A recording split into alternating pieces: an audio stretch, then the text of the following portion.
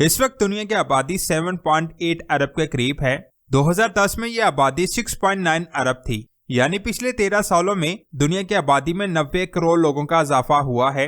अगर ये पॉपुलेशन इसी रफ्तार से बढ़ती रही तो आने वाले 20 सालों में हमारी आबादी 10 अरब के करीब हो जाएगी और जमीन पर जगह और खाना इंसानों के लिए कम पड़ सकता है। लेकिन अल्लाह रिस्क देने वाला है। अगर वो इंसानों की आबादी बढ़ाएगा तो उनके लिए रिस्क भी ज्यादा कर देगा।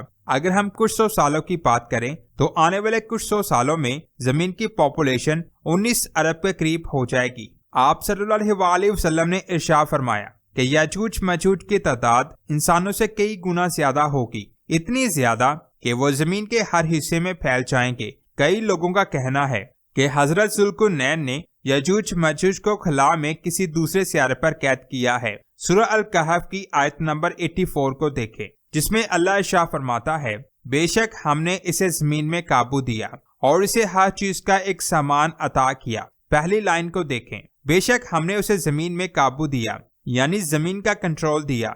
यहाँ जमीन का जिक्र किया गया है, लेकिन कुरान पाक में तो जमीनें 7 हैं। अब किस जमीन का जिक्र किया गया है इस आयत में ये नहीं बताया गया। इस आयत में जमीन के लिए अल अर्ज का लफ्ज इस्तेमाल किया गया है। ये बात मैं क्लियर कर दूं कि अल अर्ज का लफ्ज कायनात में मौजूद हर सियारे के लिए इस्तेमाल किया जाता है। यानी इस आयत का यह भी मफहूम हो सकता है कि अल्लाह ताला ने हजरत जुल्कुरनैन को हर सियारे का कंट्रोल दिया था, यहाँ पर वो आसानी से जा सकते थे। इसके बाद दूसरी लाइन में अल्लाह इरशाद फरमाता है कि उसे हर चीज का एक सामान अता किया, यानी हजरत जुल्कुरनैन अलैहिस्सलाम को हर चीज की सलाहियत या ताकत दी गई थी।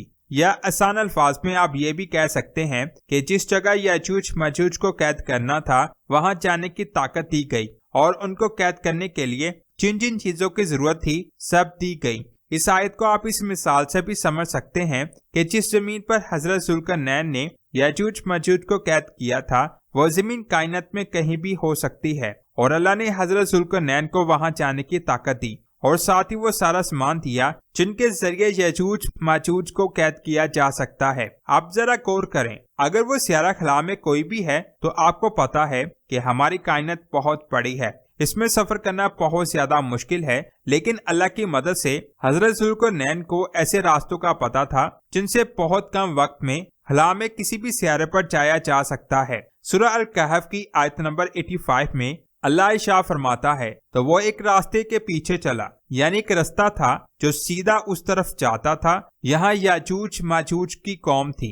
यहाँ मैं बात करूंगा ब्लैक होल की। कई साइंसदान का कहना है कि यह खला में किसी दूसरी कायनात या खला में किसी दूसरी जगह जाने का रास्ता है। आप इस सुराग से दाखिल होकर बहुत कम वक्त में किसी दूसरे कायनात में जा सकते हैं और हो सकता है हजरत जुल्कुरनैन अल्लाह के हुक्म से इसी ब्लैक होल के जरिए दूसरी कायनात में याजूज मजूज के सियारे पर पहुंचे हों। सूरह अल कहफ की आयत नंबर 86 में अल्लाह इरशाद फरमाता है, यहाँ तक कि जब सूरज डूबने की जगह तक पहुंचा उसे एक स्याह कीचड़ के चश्मे में डूबता पाया और इस चश्मे के पास ही एक कौम को पाया, तो हमने फरमाया, ऐ जुल्कुरनैन, या तो तू इन्हें सजा दे या इनके बारे में पहलाई अख्तियार करो। इस आयत को समझने से ऐसा लगता है जैसे इसमें ब्लैक होल की बात हो रही है। इस आयत के दो मफहूम हो सकते हैं। नंबर 1, जब कायनात में एक बहुत बड़ा स्टार अपनी उम्र पूरी करने के बाद फटता है तो वो एक ब्लैक होल बन जाता है। इस आयत की पहली लाइन को देखें,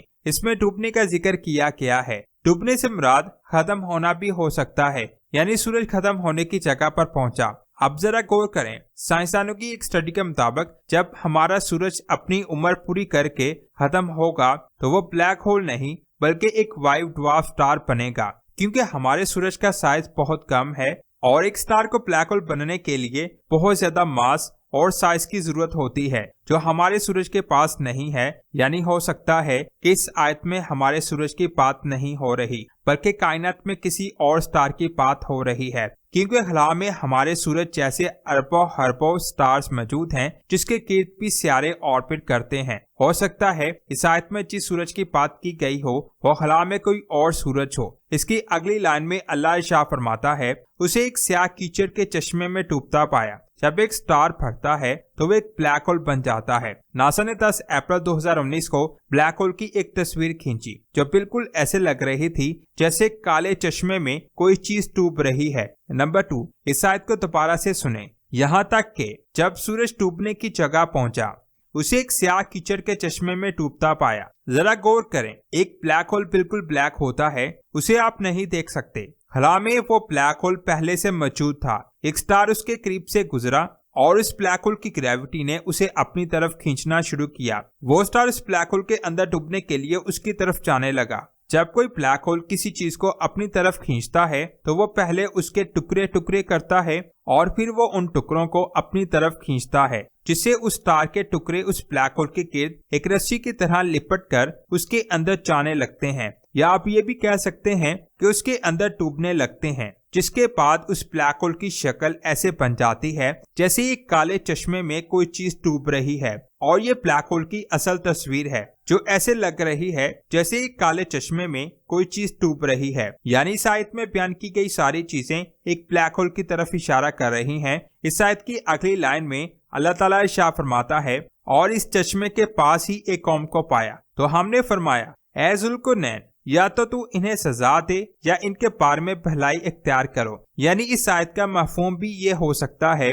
कि हला में कोई स्टार फटकर ब्लैक होल बना और इस ब्लैक होल के पास याजूज मजूज की कौम है, जिसके जरिए वो कौम हला में किसी दूसरे सियारे पर जाती और वहां जाकर फसाद करती, और इसी ब्लैक होल के जरिए वो जमीन पर भी आते थे। अब जरा गौर करें, हमारी कायनात बहुत बड़ी है। यहाँ कायनात के एतबार से चीजें करीब तो लगती हैं, लेकिन वो इतनी ज्यादा दूर होती हैं, यहाँ पर जाने में हमें लाखों साल लग जाएंगे। और इस आयत में अल्लाह ने फरमाया कि उस चश्मे के पास ही एक कौम को पाया, यानी ब्लैक होल के पास। कायनात के साइज के हिसाब से वो कौम ब्लैक होल के करीब मौजूद है, लेकिन हो सकता है वो उस ब्लैक होल से कई लाइट ईयर दूर मौजूद हो। यहाँ जाने में लाखों साल लग जाते हैं, लेकिन अल्लाह ताला ने हजरत ज़ुल्करनैन को सामान दिया, जिसके पीछे चलते हुए हजरत ज़ुल्करनैन वहां पहुंचे और वहां जाकर हजरत ज़ुल्करनैन ने याजूज मजूज को एक दीवार में कैद कर दिया। कई सालों की मेहनत के बाद साइंसदानों ने ब्लैक होल को फाइंड किया और उसकी स्टडी को दुनिया के सामने रखा।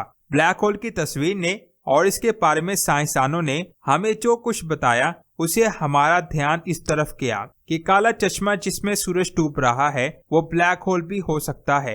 यानी ब्लैक होल की दरियाफ्त के बाद हम कुछ हद तक ये समझ पाए कि काला चश्मा ब्लैक होल हो सकता है। ब्लैक होल की दरियाफ्त से पहले ये समझा जाता है कि आयत नंबर 84 में जिस जमीन का जिक्र किया गया है वो हमारी जमीन है, और आयत नंबर 86 में जिस सूरज का जिक्र किया गया है वो हमारा ही सूरज है, जिसके मुताबिक हमारी जमीन पर एक काले कीचड़ का चश्मा है। जब सूरज गरूब होता है तो उसका अक्स उस चश्मे में दिखाई देता है, जिसके करीब याजूज मजूज की कौम आबाद थी। लेकिन ब्लैक होल की स्टडी के बाद हमें पता चला कि एक ब्लैक होल जब किसी स्टार को अपनी तरफ खींचता है तो वो ब्लैक होल अल्लाह के हुक्म से पहले उस स्टार के टुकड़े करता है, फिर वो टुकड़े उस ब्लैक होल के करीब लिपट कर उसके अंदर डूबने लगते हैं, जिसके बाद वो ऐसे दिखाई देता है जैसे एक काले कीचड़ के चश्मे में कोई चीज डूब रही है। अब याजूज मजूज की दीवार कहाँ है, इसका इल्म सिर्फ अल्लाह के पास है और ये अल्लाह के राजों में से एक राज है।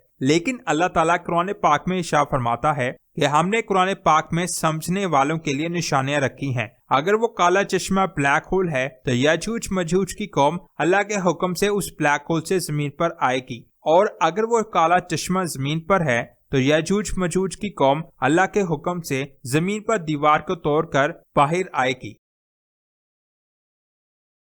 अगर जमीन से मार्स पर 1 किलो सामान को भेजा जाए तो इस पर $2 लाख लगते हैं, जो पाकिस्तानी 5.5 करोड़ बनते हैं, जिससे पता चलता है कि मार्स पर सामान को लेकर जाना कितना ज्यादा मुश्किल और महंगा काम है, क्योंकि जैसे जैसे आप वजन बढ़ाते जाएंगे आपकी कॉस्ट बढ़ती जाएगी, जिससे मार्स पर सामान लेकर जाना बहुत ज्यादा मुश्किल हो जाता है। SpaceX इस कॉस्ट को कम करने की कोशिश कर रही है। इलॉन मस्क की कंपनी ने एक स्टेटमेंट दी है जिसमें उस कंपनी ने कहा कि वो मार्स पर 1 1 किलो सामान को भेजने की कॉस्ट को $130 तक लाने की सोच रहे हैं। ये कॉस्ट कब तक कम होगी या कम होगी भी या नहीं, इसके बारे में कुछ नहीं कहा गया। अगर फ्यूचर में इंसानों को मार्स पर भेजा गया तो वहाँ उनके लिए पानी का होना बहुत ज्यादा जरूरी है। वो जितने दिन वहाँ रहेंगे वो अपने साथ जमीन से उतना ज्यादा पानी लेकर जाएंगे। ऐसे में फूड से ज्यादा प्रॉब्लम पानी की बन जाती है,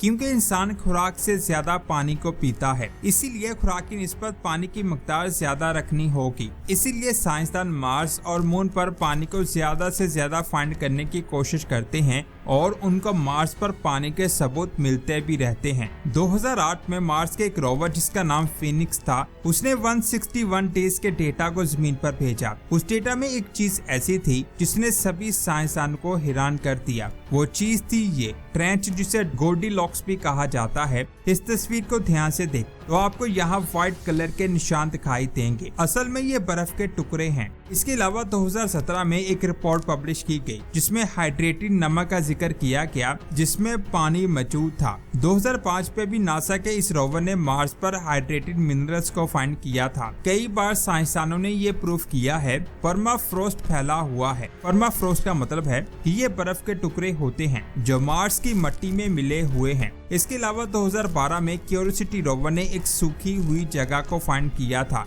साइंसदान का कहना है कि ये जगह ऐसी लग रही थी जैसे यहाँ किसी दौर में पानी बहता हो।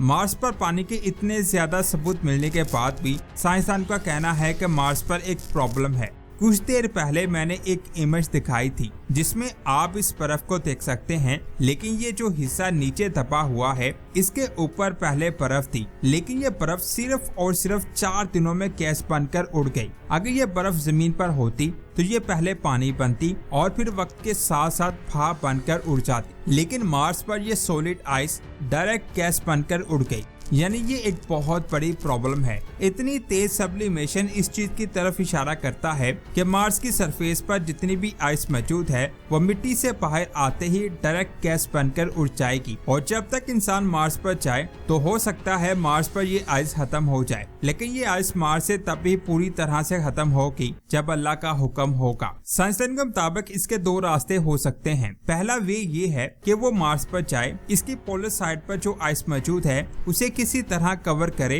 ताकि वो आइस एटमॉस्फेयर के इफेक्ट से बच जाए। लेकिन यहाँ 1 किलोमीटर सामान को लेकर जाना मार्स पर बहुत ज्यादा मुश्किल है, तो वही मार्स पर इतनी बड़ी शील्ड बनाना नामुमकिन है, वो भी वहाँ यहाँ कोई फैसिलिटी मौजूद नहीं है। यहाँ पर कुछ देर के लिए जिंदा रहना ही बहुत ज्यादा मुश्किल है, वो भी वहाँ यहाँ कोई फैसिलिटी मौजूद नहीं है, और जिस माहौल में कुछ देर के लिए जिंदा रहना भी बहुत ज्यादा मुश्किल है। सेकंड वे ये है कि मार्स की जमीन के नीचे पानी लिक्विड फॉर्म में मिल जाए, जिसके बहुत ज्यादा कम चांसेस हैं, क्योंकि आज से कई साल पहले नासा ने 2 ऑर्बिटर से मार्स की जमीन के अंदरूनी हिस्से की मैपिंग की थी और इन दोनों ने 300 मीटर की गहराई तक मार्स को स्टडी किया था, लेकिन उन दोनों ऑर्बिटर्स को पानी नहीं मिल सका। लेकिन फिर नासा के इनसाइट लैंडर ने सबके होश उड़ा दिए। इसने 2018 से लेकर 2022 तक मार्स की जमीन का बहुत सारा डेटा इकट्ठा किया था, और जब इस डेटा को साइंसदानों ने स्टडी किया तो उनके होश उड़ गए,